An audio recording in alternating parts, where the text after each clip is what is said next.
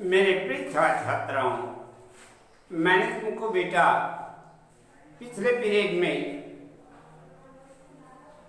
पाठ 3.3 घीसा इसके रचयिता महादेवी वर्मा का संक्षिप्त जीवन परिचय मैंने बता दिया था। अब इस पाठ पर चर्चा करते हैं, है ना, कि महादेवी वर्मा घीसा नाम की शीर्षक पर क्या लिखती है। अब देख लो तुम लोग अपनी पुस्तक के 54 पृष्ठ, 55 पृष्ठ पे ये बालक के एक चित्र और किस स्थिति पर है इसका सुंदर सा चित्रांकन कराया है। तो इसी के माध्यम से हम पाठ पर चर्चा करते हैं। आ जाओ। वर्तमान की कौन सी अज्ञात प्रेरणा हमारे अतीत की किसी भूली हुई कथा को संपूर्ण मार्मिकता के साथ दोहरा जाती है।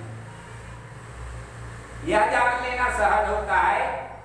तो मैं आज गांव के उस मलिन सह में नन्हे विद्यार्थियों का सहसा याद आ जाने के कारण बता सकती हूँ, जो एक छोटी लहर के समान ही मेरे जीवन तक को अपनी सारी यादृता से छू करके अनंत जलराशि में विलीन हो गया। ये अंश जो है ऐसे परीक्षा के दृष्टिकोण से महत्व रखता है। समझ में आया ना? तो ये भूमिका है बेटा।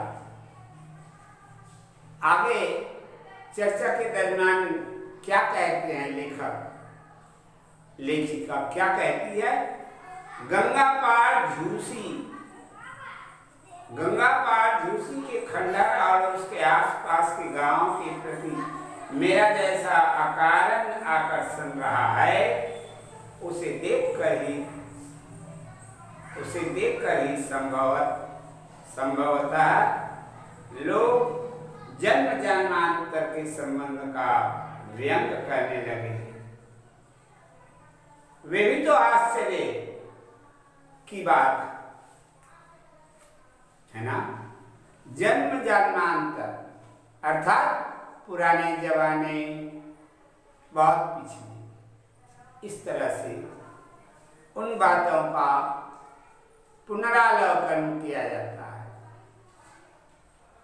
जिस अवकाश के समय को लोग इष्ट मित्रों से मिलने, उत्सव में सम्मिलित होने तथा अन्य आमोद प्रमोद के लिए सुरक्षित रखते हैं, उसी को मैं इस खंडहर और उसके छत विछत चरणों पर पछाड़े खाती हुई भागीरथी के तट पर काटे ही नहीं सुख से काट देती। इसको रेखांकित कर लो बेटा, ये अंश है महत्वपूर्ण।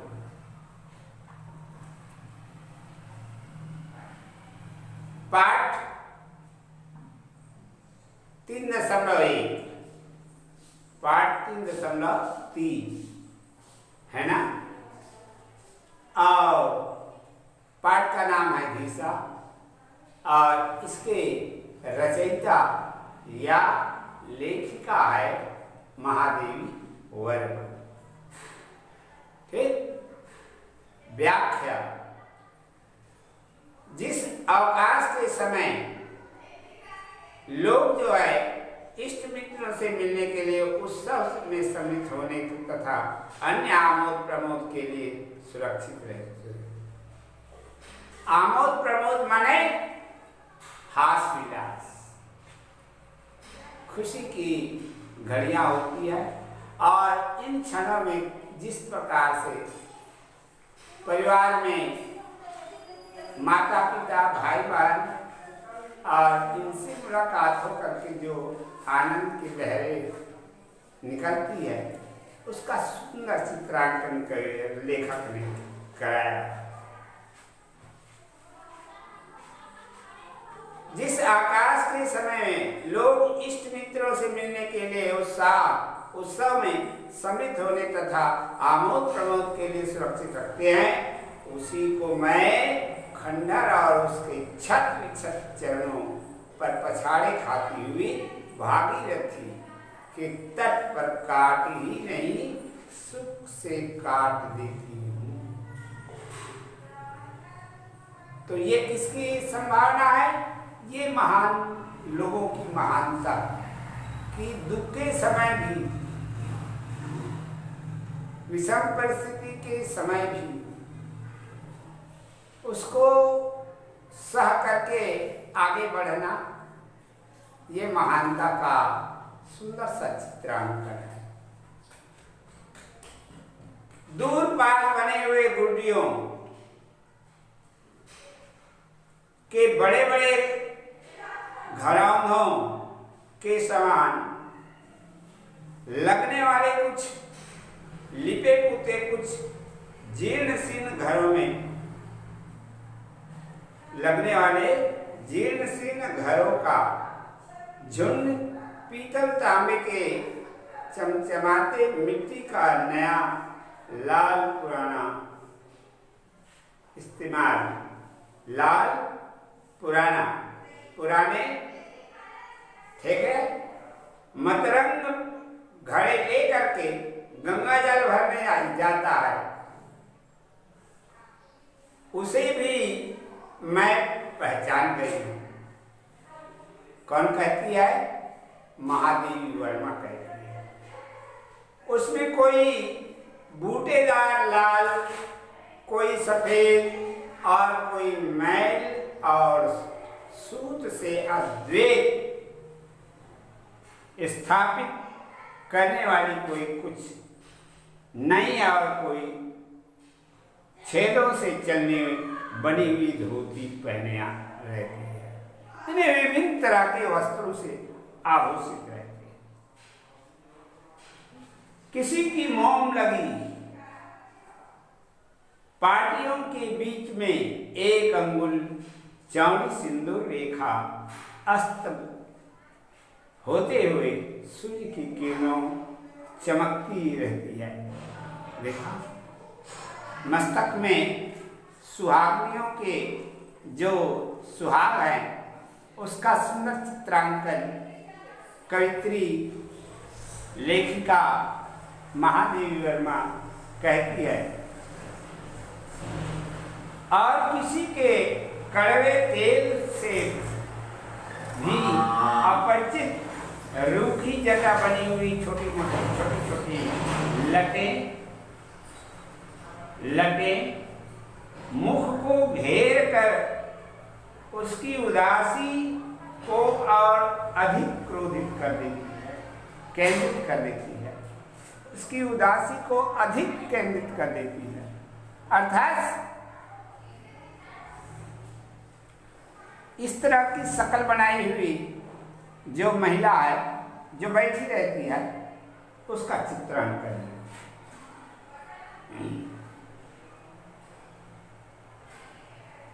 किसी की सावनी गोल कलाई पर शहर की कच्ची नगदार चूड़ियों के नग रह करके हीरे से चमक जाते हैं, जैसे हीरे में चमक होता है। उनमें देवियों की, उन नारियों के हाथ की चूड़ियां उसी तरह से चमक रही।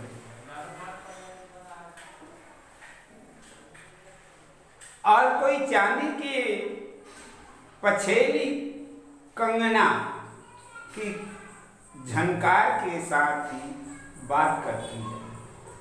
किसी के कान में लाख की पैसे वाली है ना तरकी धोती से कभी कभी झांक भर लेती है, अर्थात दृष्टिगोचर होती है। और किसी के डारे लंबी गंजी से गला और गाल एक करती रहती है। गला और गाल, समझ में आया ना? यानी शरीर के विभिन्न अंगों का वर्णन करती हुई कविता लेखिका कहती है कि इस तरह से उसकी उदासीनता का सुंदर चित्रांकन है। किसी के गुदना गुदे, है ना, गेहुए पैरों में चांदी के कड़े सुडौलता की परिधि से लगते हैं। परिधि किसको कहते हैं जानते हो? मानी जैसे सीमा होता है, वो कैसी अंग पर ये विराजती है ये बताया। और किसी की फैली उंगलियों और सफेद एड़ियों के साथ मिली हुई स्याही रांदे और कोसे के कड़े को लोहे के साफ की हुई बेड़ियां बना देती हैं। विभिन्न तरह की ये पोशाक और उसकी तुलना किस तरह से साहित्यकार ने, किस तरह से लेखिका ने संपन्न किया है बताने की चेष्टा की है। वे सब पहले हाथ मुंह धोती है और पानी में कुछ घुसकर घड़ा भर लेती है, तब घड़ा किनारे रख सिर पर इडुरी ठीक करती हुई इडुरी क्या माने गुर्री ठीक करती हुई मेरी ओर देखकर कभी मलिन, कभी उजली, कभी दुख की व्यथा भरी, कभी सुख की व्यथा, सुख की कथा भरी मुस्कान से मुस्कुरा देती है। देखा कैसे कैसे उसके चेहरे पर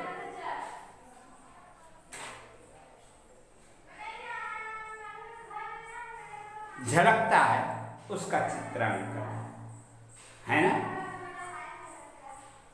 अपने मेरे बीच का अंतर उन्हें ज्ञात है, तभी कदाचित वे इस मुस्कान के सेतु से उसका वार पार जोड़ना नहीं भूलती।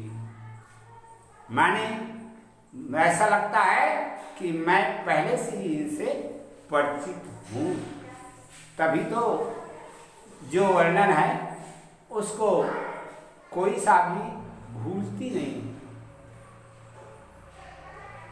ग्वालों के बालक अपनी चीरती हुई गाय भैंसों में से किसी को उस ओर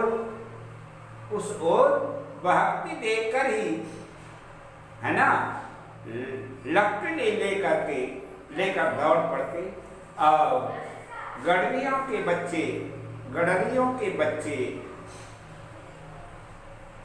अपने झुंड की एक भी बकरी या भेड़ को उस ओर से बढ़ते देख करके कान पकड़कर खींच ले जाते। सब ये वर्णनात्मक है बेटा, इसको बस विशेष देखने की जरूरत नहीं है ना? जब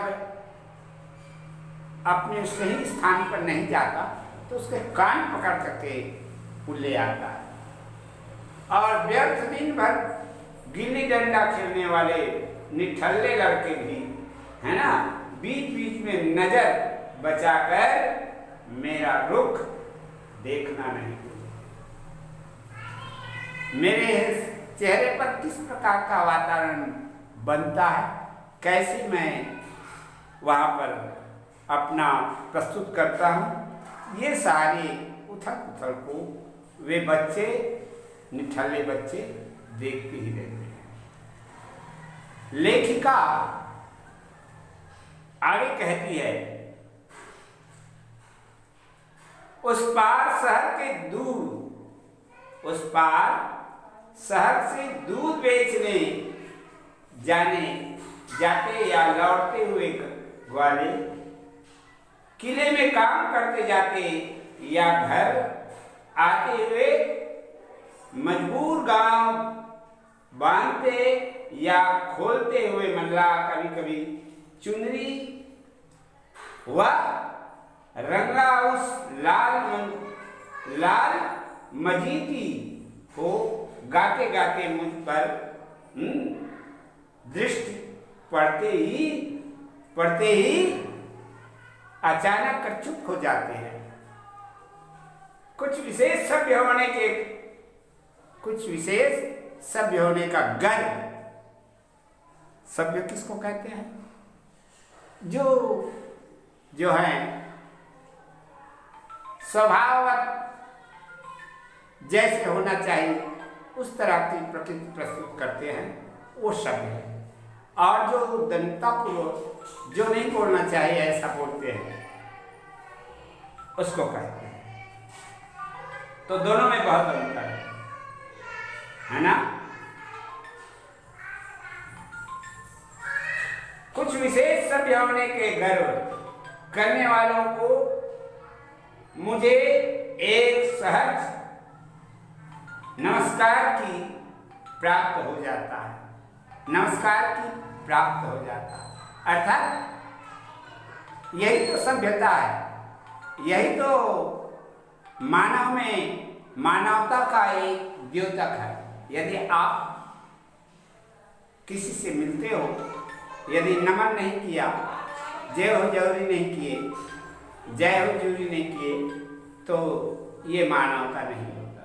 इस तरह से बड़े विभिन्न कड़ियों के माध्यम से लेखिका जो है दिग्दर्शित करा रही है। आ जाओ, कह नहीं सकती, आगे देखो, कह नहीं सकती अब और कैसे मुझे उन बातों के कुछ सिखाने का ध्यान आए। ये परीक्षा की दृष्टि से महत्वपूर्ण है, रेखांकित कर लो इसको। कह नहीं सकती से लेकर के, है ना, गंभीरता का भार वहन कर सकी तक।